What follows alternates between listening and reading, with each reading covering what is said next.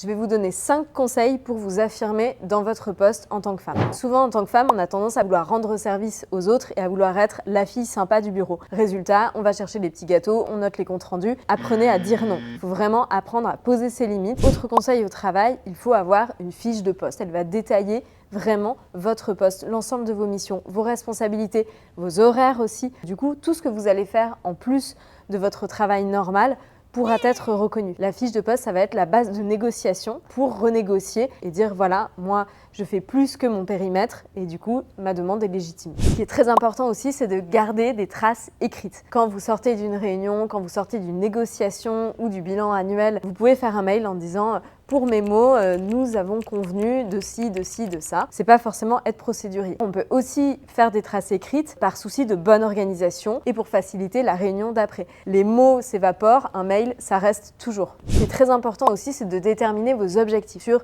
2-3 ans pour savoir du coup quels vont être les moyens que vous allez mettre en place et quelles vont être vos priorités au travail. Soyez pugnace dans la négociation. On va vous dire non une fois, l'année prochaine ou dans 6 mois, ce sera beaucoup plus difficile de vous dire non à nouveau. Si on vous dit non pour une augmentation de salaire, vous pouvez aussi négocier d'autres choses. On peut négocier du matériel, des moyens, un titre, un aménagement de poste aussi. Il faut vraiment rester pugnace et comprendre qu'il y a plusieurs rounds de négociation, qu'il ne faut pas quitter le ring tout de suite.